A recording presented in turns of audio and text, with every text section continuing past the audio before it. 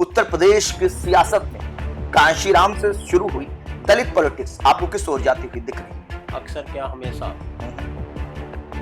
जाति की राजनीति होती रही, चाहे उत्तर भारत हो चाहे दक्षिण भारत। यूपी में दलितों की संख्या ज़्यादा है, बिहार में ज़्यादा है, तो यहाँ हमें दलित पॉलिटिक्स देखने को मिलती है। आपको ऐसा नहीं लगता कि आगामी जो विधानसभा चुनाव 2027 का होना है कि यह बसपा के विकल्प के तौर पर आजाद समाज पार्टी उभर सकती है? चंद्रशेखर ने जब भीम आर्मी बनाई 2013, तो उसके पीछे चंद्रशेखर उन्हीं मुद्दों को लेके चल रहे थे जो अंबेडकर से जुड़े हुए थे। इससे केवल एक नरेटिव टूटा आकाश आनंद को लाने से कि बसपा हमेशा से कहती रही कि वो परिवारवादी पार्टी नहीं, और दिखा देंगे। लेकिन अपने भतीजों को ले आने के बाद एक निगेटिव छवि तो जरूर जाएगी बसपा के। अब बसपा ये बात कहने की स्थिति में नहीं होगी कि वो परिवारवादी पार्टी नहीं, क्योंकि परिवारवाद से ही आप आकाश आनंद को लेकर आए। दलित भी अब एक मुश्त नहीं वोट देने के मूड में नहीं। हालांकि जाटो समाज आज भी बसपा के साथ मजबूती से खड़ा है। आने वाले दिनों में दलित राजनीति 2027 में अपने चरम पे दिखाई पड़ेगी, और हर व्यक्ति को ये लगता है कि अगर हम दलितों को अपने पाले में ले आए तो सत्ता की सीढ़ी चढ़ने में आसानी। सियासत का जिक्र हो और उत्तर प्रदेश की बात ना हो, ऐसा फिलवक्त तो संभव नहीं है। इसकी कई सार्थक वजहें भी हैं। यही वजह है कि आज हम एक ऐसे मुद्दे पर चर्चा करने जा रहे हैं जिसको लेकर उत्तर प्रदेश की सियासत हमेशा से चरम पर रही है। कहा यह भी जाता है कि इस मुद्दे को लेकर कई बार सरकारें बनी और गिरी भी। वो मुद्दा है दलित वोट बैंक का। दरअसल एक समय ऐसा भी था जब बसपा का राज्य में सियासी धमक हुआ करता था। सियासत में फैसले मायावती जो भी लेती थी उसे नजीर माना जाता था। लेकिन समय बदला, सियासत बदली, तो समीकरण भी बदलते चले गए। यही वजह है कि आज जब हम ये चर्चा कर रहे हैं तो बसपा सियासी हाशिए पर खड़ी हुई नजर आती है। लेकिन इसके पीछे क्या वजहें हैं, इसको तलाशने की आज हम कोशिश करेंगे कि आखिर आकाश आनंद को एक बार फिर से मायावती ने इतनी अहम जिम्मेदारी क्यों सौंपी। क्या उन्हें उम्मीद है कि जो दलित युवा हैं वो आकाश आनंद के जरिए ही सही बसपा से जुड़ेंगे? चर्चा चंद्रशेखर आजाद पर भी होगी कि आखिर नगीना जैसी लोकसभा सीट से जीत कर आए चंद्रशेखर आजाद उत्तर प्रदेश की सियासत में कितना प्रभाव डाल सकते हैं। नमस्कार, मैं अमित विक्रम और आप देखना शुरू कर चुके हैं संदेशवाहक का खास प्रोग्राम संवाद, जहां हमारे साथ हर बार की तरह चर्चा के लिए मौजूद हैं संदेशवाहक अखबार के स्थानीय संपादक सूर्यकांत त्रिपाठी जी। सर, मेरा पहला प्रश्न आपसे यह रहेगा कि उत्तर प्रदेश की सियासत में कांशीराम से शुरू हुई दलित पॉलिटिक्स आपको किस ओर जाती हुई दिख रही है? देखिए अमित जी, उत्तर प्रदेश में ही नहीं पूरे देश में अक्सर और हमेशा, अक्सर क्या हमेशा जाति की राजनीति होती रही, चाहे उत्तर भारत हो चाहे दक्षिण भारत।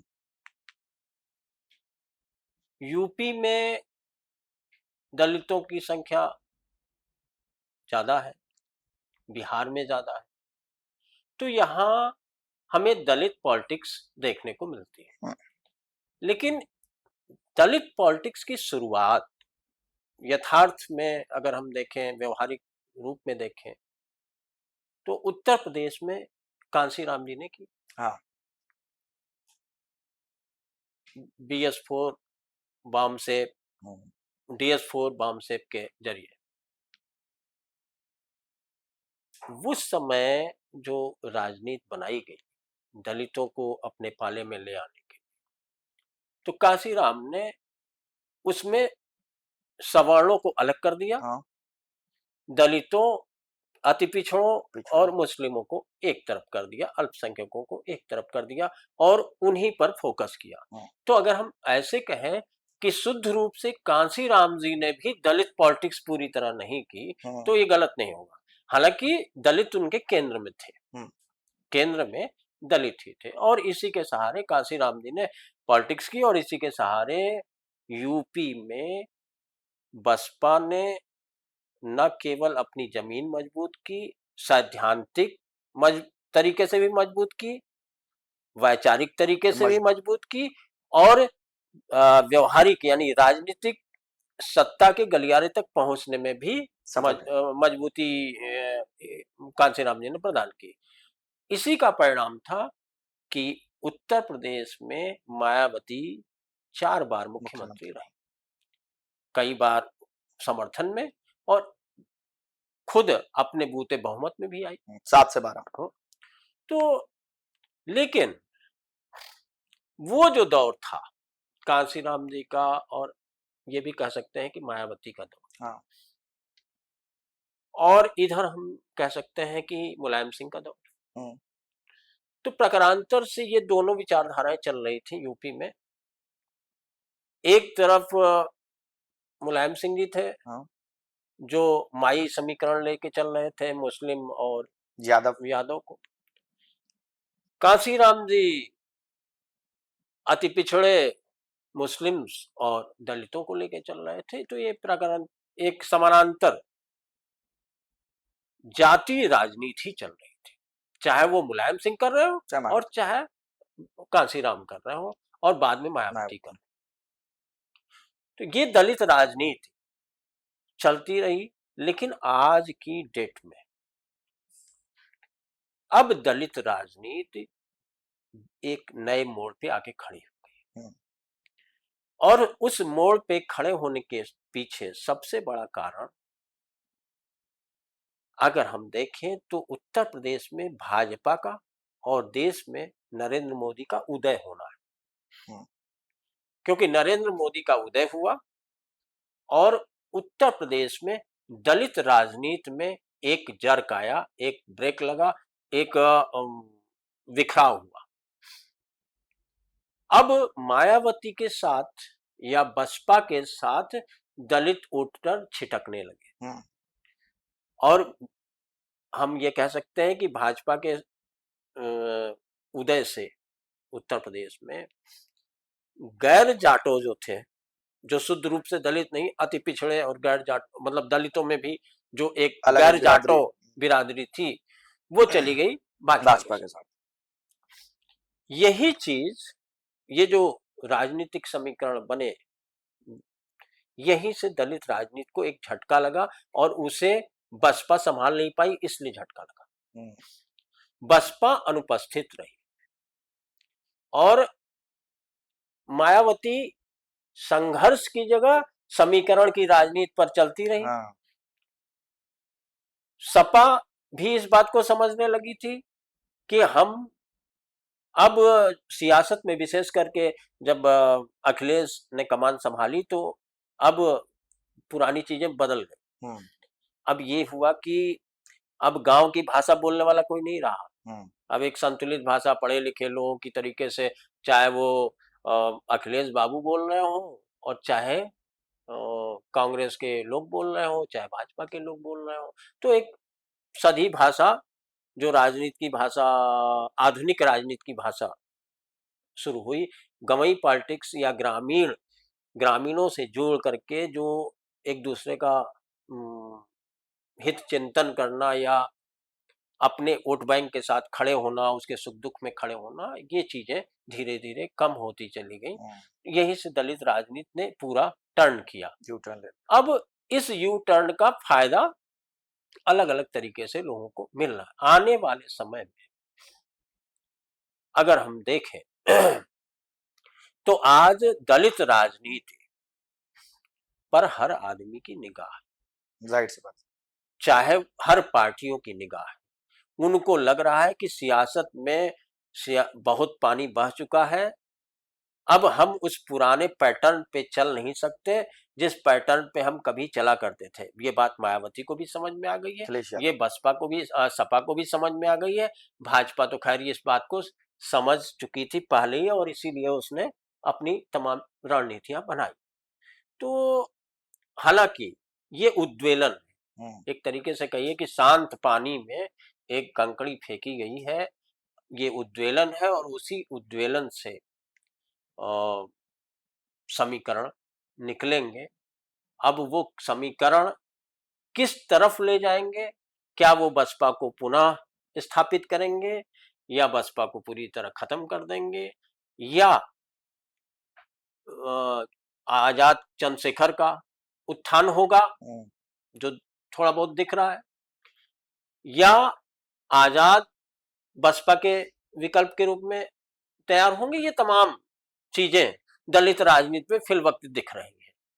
तो हम ये अभी नहीं कह सकते, जो काशीराम की दलित राजनीति थी वो अब पूरी तरह बदल चुकी है, और मायावती भी इसको बदलने की तैयारी में है। सर, आपको ये नहीं लगता कि जिस तरीके से चीफ नेशनल कोऑर्डिनेटर पार्टी से हटाया जाता है, निष्कासित किया जाता है, फिर लाया जाता है, आकाश आनंद को चीफ नेशनल कोऑर्डिनेटर बनाकर मायावती ने आगामी विधानसभा चुनाव को लेकर बड़ा दांव चला है? देखिए अमित जी, मायावती के साथ सबसे बड़ी समस्या ये रही कि उन्होंने काशीराम के संघर्ष की राजनीति छोड़ दी। वो उन्होंने एक शब्द क्रिएट किया, यानी काशीराम की बसपा से जब मायावती की बसपा हुई तो पूरी पॉलिटिक्स, दलित पॉलिटिक्स, व्यवहारिक पॉलिटिक्स बदल गई। बिल्कुल। संघर्ष की जगह समीकरणों ने ले ली।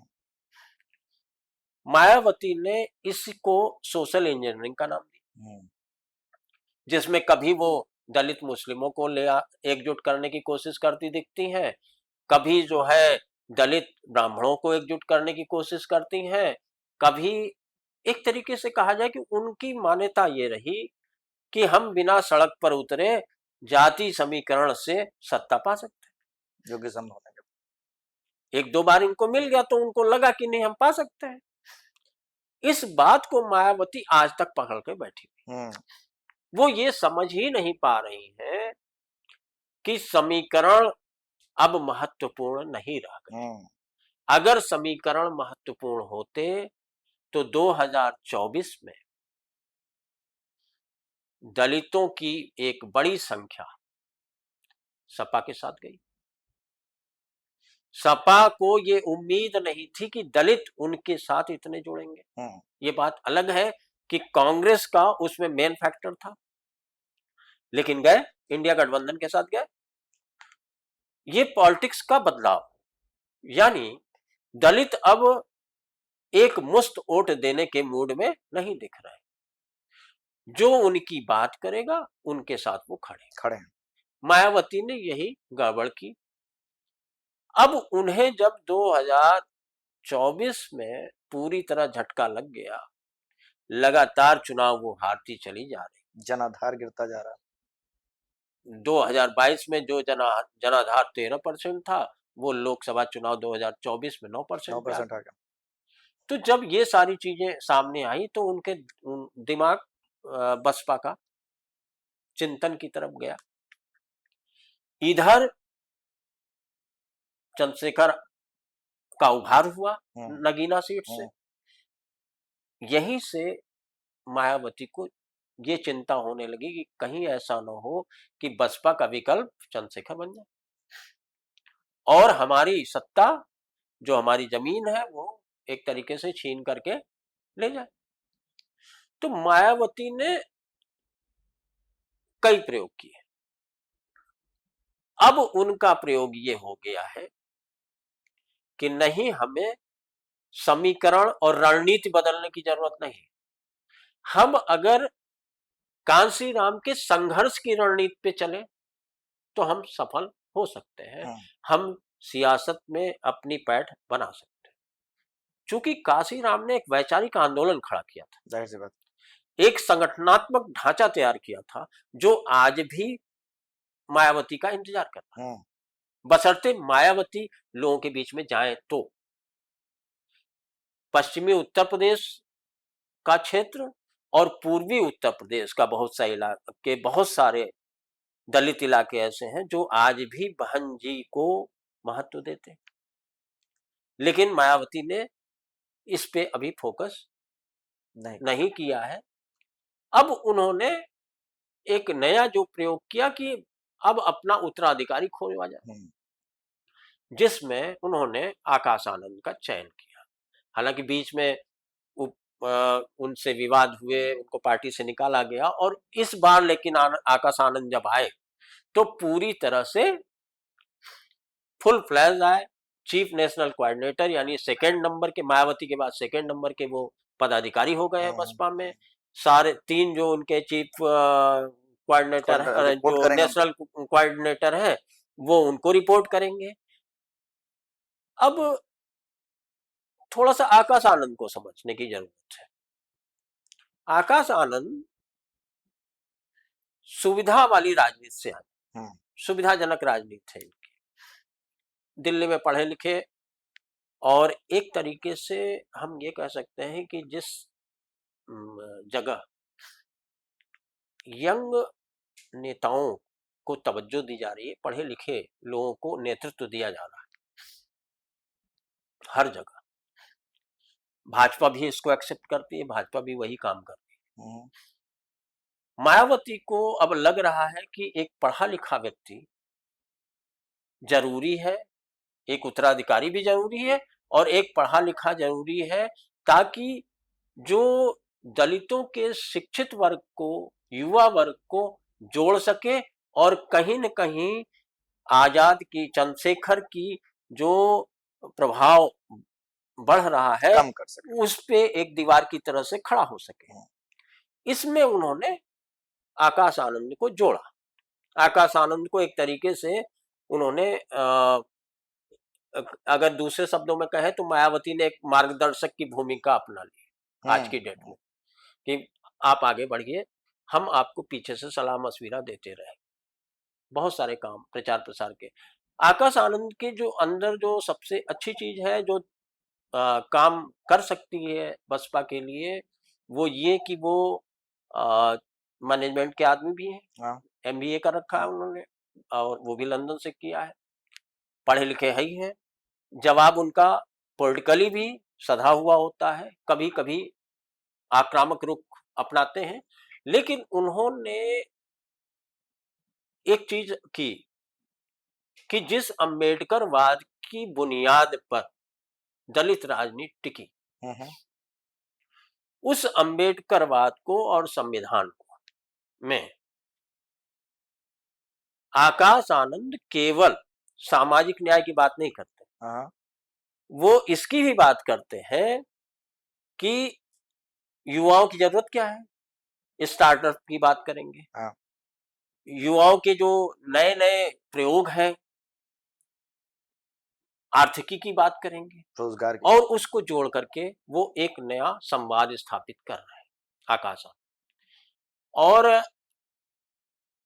इससे केवल एक नरेटिव टूटा आकाश आनंद को लाने से, कि बसपा हमेशा से कहती रही कि वो परिवारवादी पार्टी नहीं, और दिखा भी नहीं, लेकिन अपने भतीजों को ले आने के बाद एक निगेटिव छवि तो जरूर जाएगी बसपा के। अब बसपा ये बात कहने की स्थिति में नहीं होगी कि वो परिवारवादी पार्टी नहीं है, क्योंकि परिवारवाद से ही आप आकाश आनंद को लेकर आए। तो मेरा मानना ये है कि अभी हम ये नहीं कह सकते कि आकाश आनंद कितना सफल या कितना असफल होंगे, बसपा को वो कहां ले जाएंगे, कहां नहीं ले जाएंगे, लेकिन इन सब के बावजूद आज की स्थिति में बसपा में वो एक बड़े किरदार के रूप में स्थापित हो चुके हैं। प्रश्न बनता है सर, जैसे जिस तरीके से तैयारी कर रहे हैं चंद्रशेखर आजाद, पहली बार लोकसभा चुनाव लड़ा, नगीना जैसी लोकसभा सीट से चुनाव जीत कर आए। आजाद समाज पार्टी उनकी है, वो भी जाटव बिरादरी से आते हैं। आपको ऐसा नहीं लगता कि आगामी जो विधानसभा चुनाव 2027 का होना है, कि यह बसपा के विकल्प के तौर पर आजाद समाज पार्टी उभर सकती है? देखिए अमित जी, चंद्रशेखर जब अपनी राजनीतिक महत्वाकांक्षा के लिए जमीन पर उतरे तो बहुत सारी चीजें होती हैं। कोई पार्टी किसी का विकल्प बनने में बहुत मेहनत करनी पड़ती है। किसी व्यक्ति का विकल्प बनना, किसी पार्टी का विकल्प बनना इतना आसान नहीं होता। जाहिर सी बात। और तब और आसान नहीं होता है जब आपके पास संसाधनों की कमी है। निजी तौर पे आप सफल हो सकते हैं, विस्तार के रूप में, व्यापक रूप से आप सफलता की गारंटी बनेंगे, इसकी कोई जिम्मेदारी, इसकी कोई भविष्यवाणी नहीं की जा सकती। वो आपके कार्य पद्धति पे डिपेंड करेगा, वो आपके व्यवहारिकता पर डिपेंड करेगा। चंद्रशेखर ने जब भीम आर्मी बनाई 2013 में, तो उसके पीछे चंद्रशेखर उन्हीं मुद्दों को लेके चल रहे थे जो अंबेडकर से जुड़े हुए थे, दलित उत्थान से जुड़े हुए थे। किया उन्होंने, कई जगह उन्होंने अपने संगठन बनाने की कोशिश की, काफी हद तक वो सफल रहे। 2020 में इन्होंने आजाद समाज पार्टी कांसीराम की स्थापना की। लेकिन चंद्रशेखर ने कभी ये नहीं कहा कि वो मायावती से बड़े नेता हैं, या उन्होंने कभी मायावती को हिट नहीं की, मतलब कभी भी उनकी आलोचना नहीं की, कोई सीधा प्रहार नहीं किया। और वो सार्वजनिक मंच पे इस बात को भी स्वीकार करते रहे कि मायावती बड़ी नेता। हालांकि उन्होंने बड़ी कोशिश की थी कि बसपा उनको इग्नोर ना करे, लेकिन मायावती को चंद्रशेखर आजाद में एक खतरा छुपा दिख रहा था अपने सियासी जमीन के लिए। तो जब 2024 में नगीना में चुनाव हो रहा था, तो उस समय मायावती खुद भी गई थी वहां चुनाव प्रचार में, और उन्होंने वहां बिना नाम लिए चंद्रशेखर के लिए बहुत सारी चीजें कही। हालांकि रिजल्ट में चौथे नंबर की पार्टी बनी। तो चंद्रशेखर के बारे में अगर हम ये कहें आज की डेट में कि वो जिस तरीके से यंग है, विभिन्न मुद्दों पर वो मुखर होकर के बोलते हैं, विशेषकर उनकी भी पॉलिटिक्स मायावती से बहुत अलग नहीं। वो भी दलित और मुस्लिम गठजोड़ के रास्ते पे चल रहा है। बस वो जमीन पे दिखते हैं, इनका सोशल मीडिया दिखता है। तो वो भी दलित मुस्लिम, आप देखेंगे कि मुस्लिमों की कोई समस्या होगी उसमें मुखरता से वो पेश आते हैं, दलितों की समस्या होगी उसमें मुखरता से पेश आते हैं। और ये जो चीजें हैं, इससे इन्हें सफलता तो मिली 2024 में, लेकिन अभी उत्तर प्रदेश में अगर हम बसपा के साथ तुलना करें तो बसपा का बहुत बड़ा कैडर है। बसपा आज भी बहुत मजबूत स्थिति में है, जाहिर सी बात, आजाद पार्टी के अगर बरक से देखेंगे आप तो और बसपा की वैचारिकी भी है, जिसे काशीराम ने स्थापित किया था, वो वैचारिकी भी चल रही है और उस वैचारिकी से बहुत सारे लोग जुड़े हुए हैं।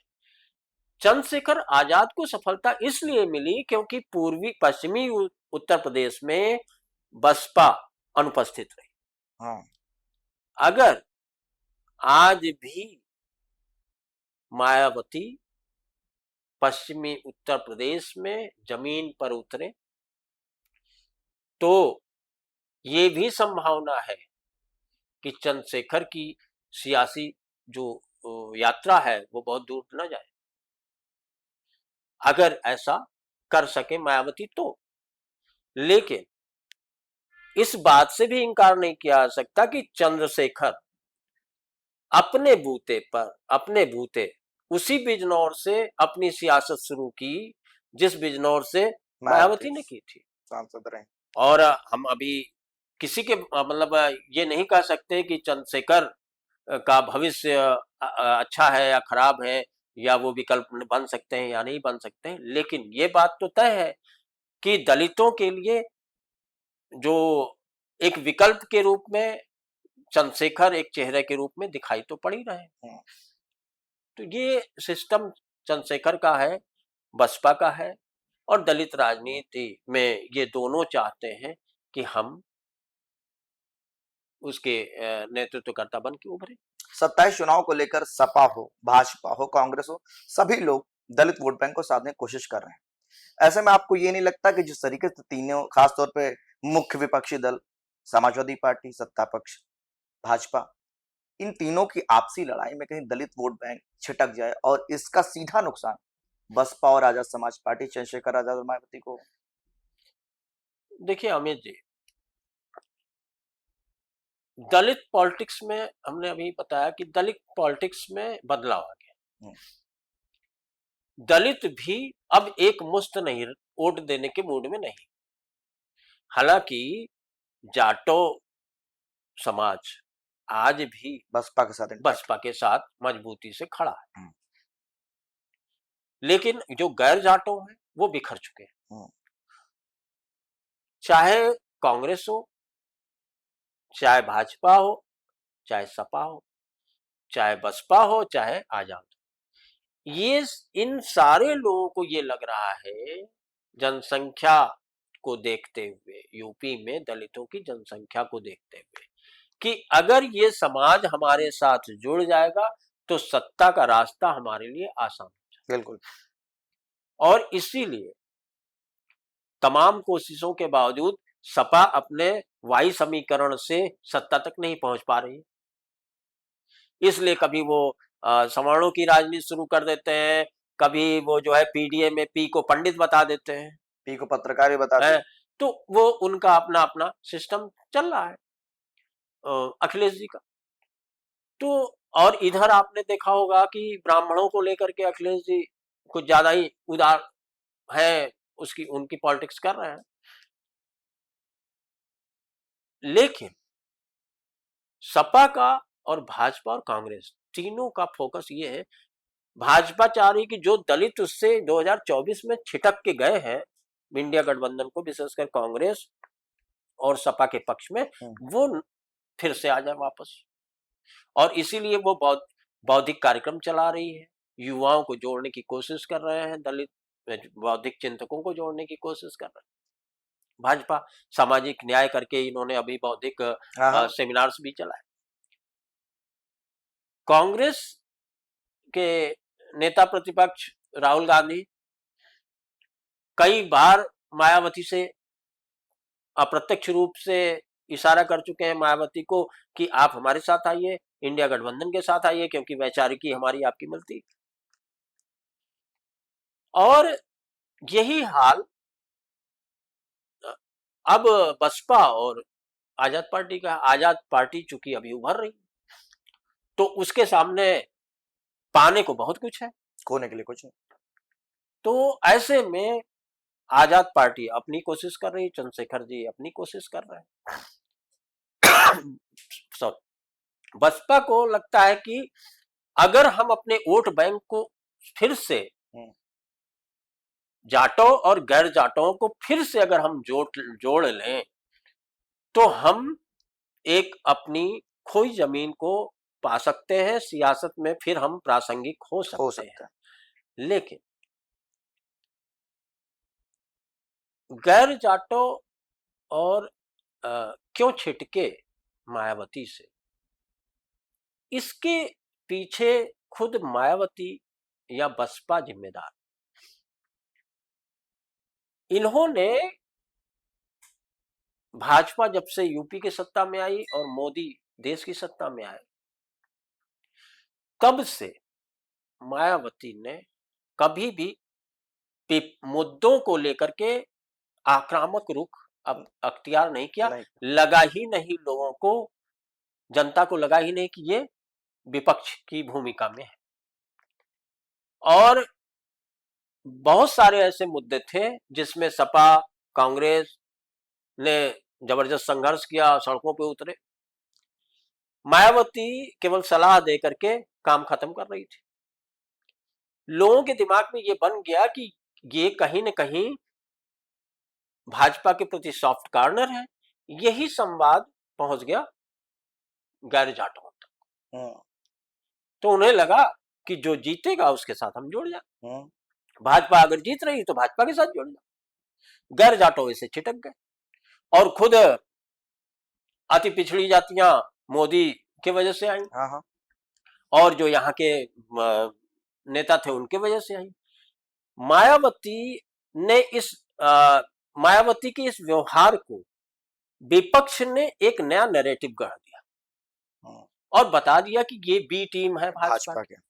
परिणाम ये हुआ, इस नैरेटिव को तोड़ नहीं पाई मायावती और वो बी टीम का खामियाजा उन्हें ये भुगतना पड़ा कि उनके जो अल्पसंख्यक मत थे, मुस्लिम वोटर्स थे, वो छिटक करके एक मुश्त सपा या कांग्रेस में चले गए। ये भी मायावती के लिए और बसपा के लिए बड़ा नुकसानदायक साबित हुआ। तो आने वाले दिनों में दलित राजनीति 2027 में अपने चरम पे दिखाई पड़ेगी और हर व्यक्ति को ये लगता है कि अगर हम दलितों को अपने पाले में ले आए तो सत्ता की सीढ़ी चढ़ने में आसानी होगी। ये लबोलुआब आज की डेट में दिखाई पड़ रहा। यानी कुल जमा दलित वोटर्स उत्तर प्रदेश की सियासत में कितनी अहम भूमिका रखते हैं, इस चर्चा से समझा जा सकता है। चाहे मुख्यमंत्री योगी आदित्यनाथ हों, राहुल गांधी हों या मुख्य विपक्षी पार्टी के मुखिया अखिलेश यादव हों, सभी के बयानों में दलित वोटर्स मुखरता से नजर आते हैं।